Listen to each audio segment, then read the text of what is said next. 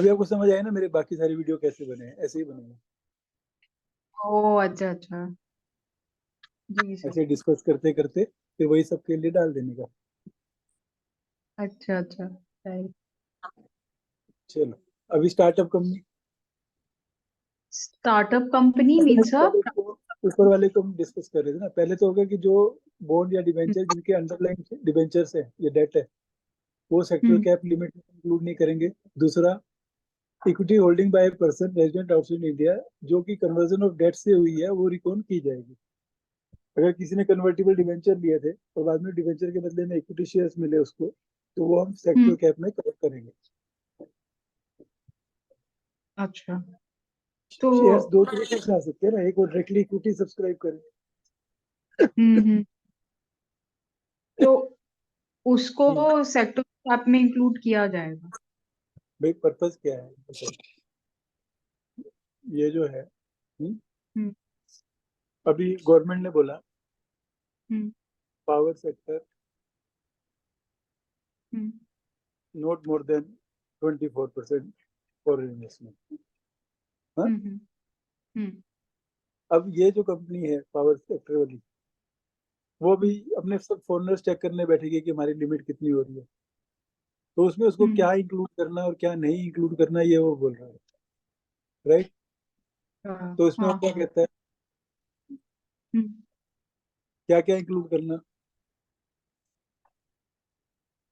Equity हाँ equity include होगा। And debt investment hmm hmm include करो।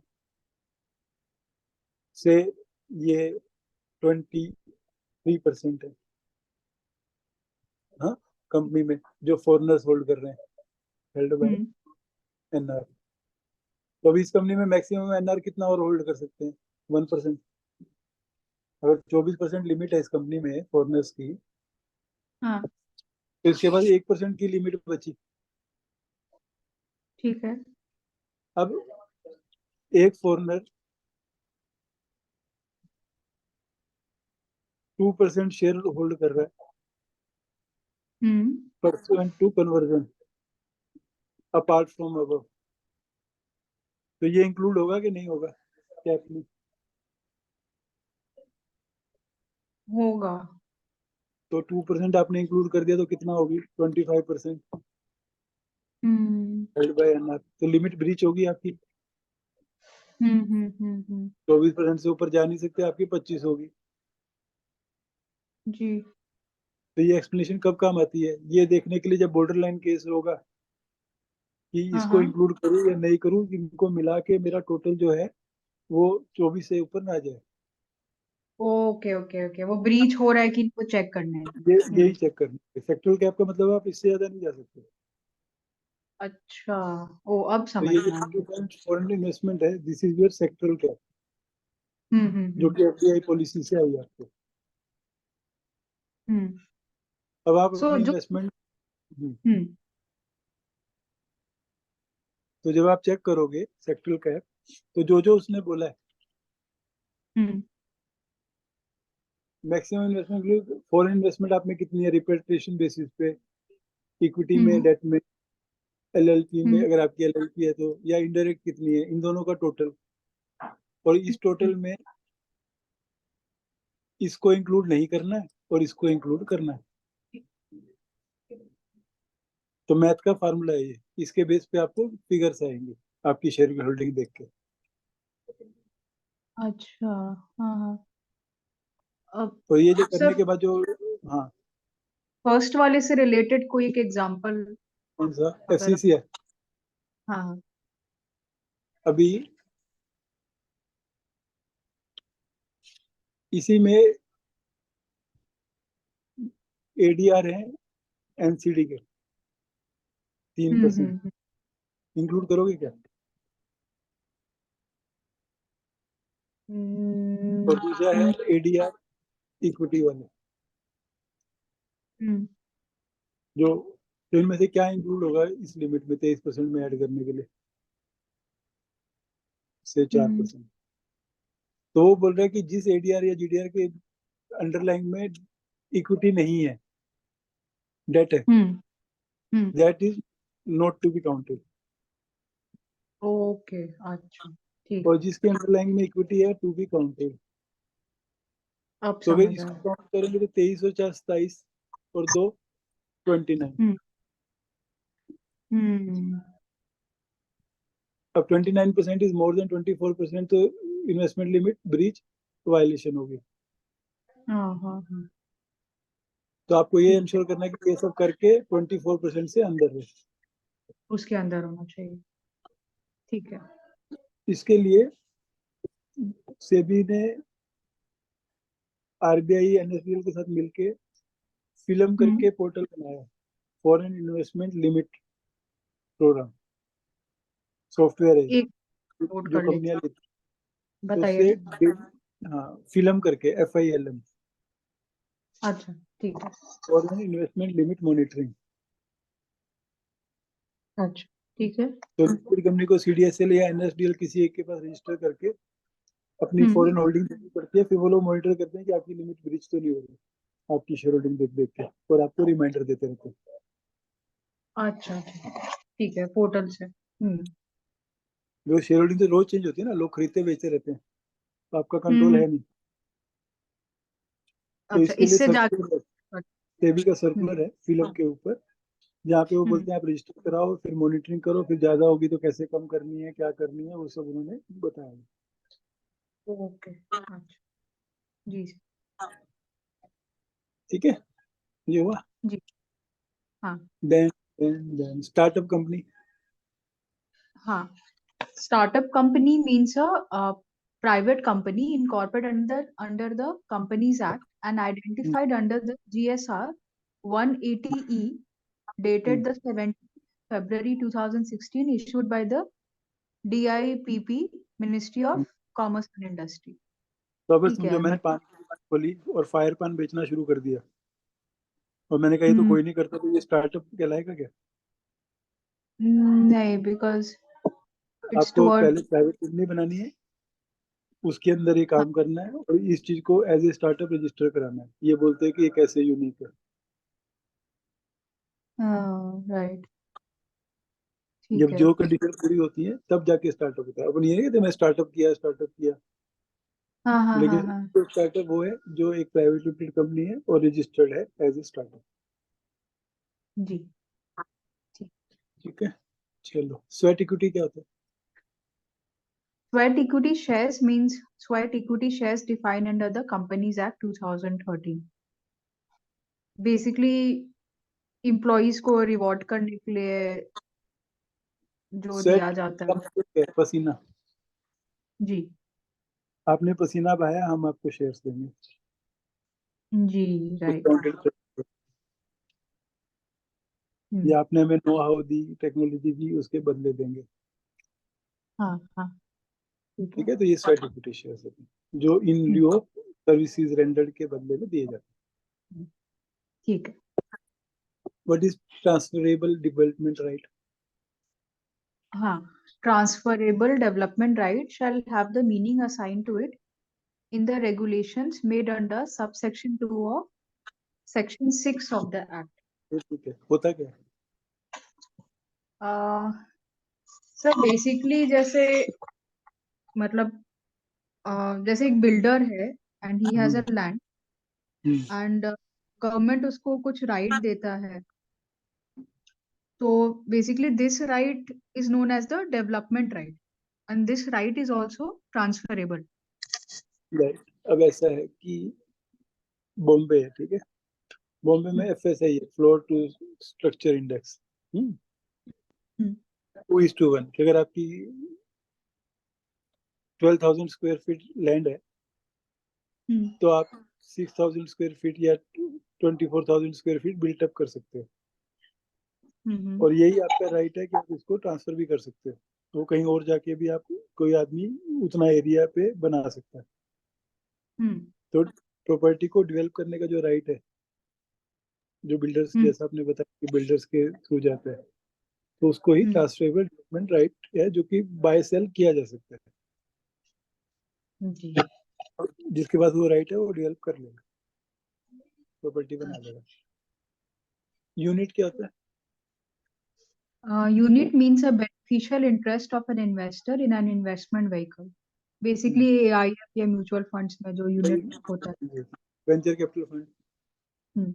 Venture capital fund means a fund established in the form of a trust company, including a body corporate and registered under the SEBI AIF regulations 2012. ठीक है, अभी ये हुआ हमारा chapter 1। अभी ऊपर से लेके नीचे तक एक एक चीज को स्क्रॉल करते जाओ और देखो कि क्या कोई ऐसी चीज जो नहीं समझ आई। जी जी।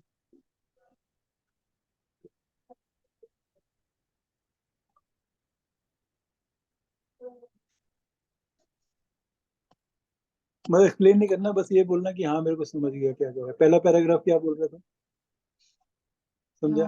कहाँ सर? कि किसके ऊपर किसके रिप्लेसमेंट में आया था। फिर कमेंसमेंट का हो गया, डेफिनेशंस। सिर्फ डेफिनेशन के नाम बोलती जाओ और जी। वही एक्ट पर कोई डाउट हो। Authorised bank, authorised dealer, convertible note, ठीक है, debt instrument, depository receipt, custodian और ईसॉप, इक्विटी इंस्ट्रूमेंट, ठीक है।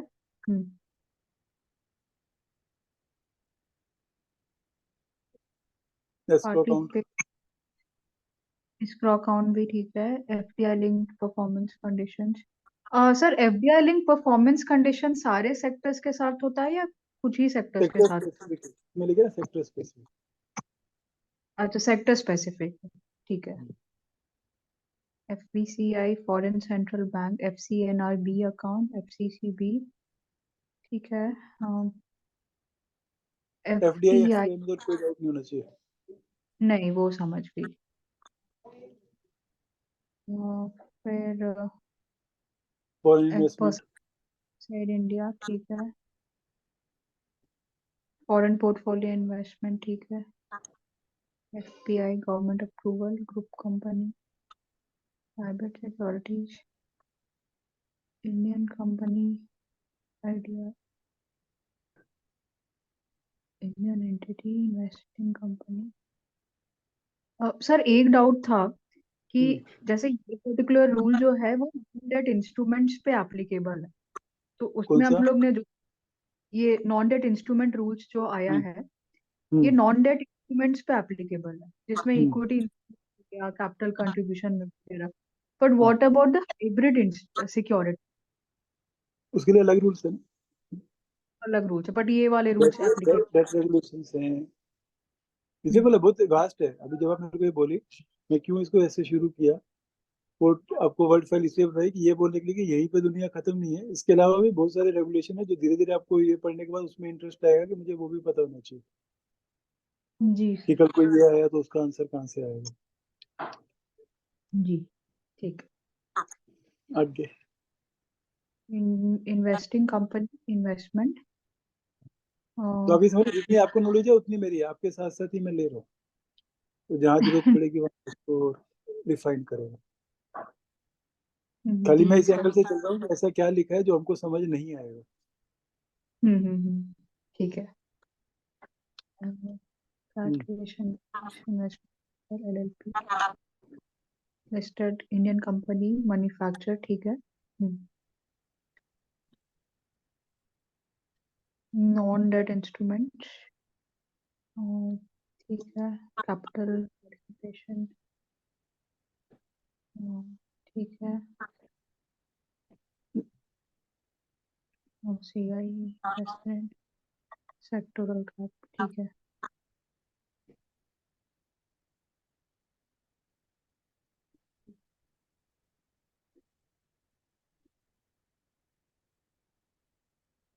सर सेक्टोरल कैप वाले में जो एफसीसीबीज है, हम्म, having underlying of instrument being in nature of debt shall not be, अच्छा अगर ये in nature of debt है तो वो हम्म। इंक्लूड नहीं होता, राइट? हाँ, लेकिन नेचर ऑफ इक्विटी है, जैसे हाँ इन्फोसिस के आइडिया रहे हैं इक्विटी हाँ वाले, हाँ। तो वो इंक्लूड होंगे जितने इक्विटी शेयर उसके अंदर है। अच्छा, ठीक है। कन्वर्शन, ठीक है। सर ये एक और छोटा सा डाउट है, GXR 180E क्या हो गया? गवर्नमेंट नोटिफिकेशन कुछ है क्या? कहाँ पे? ये स्टार्टअप कंपनी में जो लिखा हुआ है। हाँ हाँ, ये हर साल आती है ना इनकी। ओके, हाँ इनके हाँ बाद हाँ। हर साल अमेंडमेंट आती रहती है, कंडीशनें बदलती रहती हैं। जी, ठीक है। स्टार्टअप बनने के लिए ये जो लेटेस्ट नोटिफिकेशन है वो देख के उसकी कंडीशन आप पूरी कर रहे हैं कि नहीं, वो आपको हम्म, रजिस्टर करना होगा। ठीक है। Sweat equity, transferable development right, unit हो गया, वेंचर कैपिटल फंड हो गया। हाँ हाँ सर, देख लिया मैंने। तो चैप्टर 1 क्लोज हो गया। जी। टोटल कितने चैप्टर है इसमें? चैप्टर 2, 3, 4, 5, 6, 7, 8, 9 और शेड्यूल्स 1, देन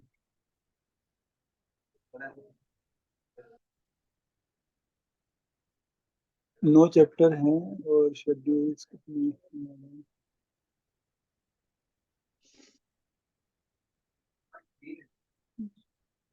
2,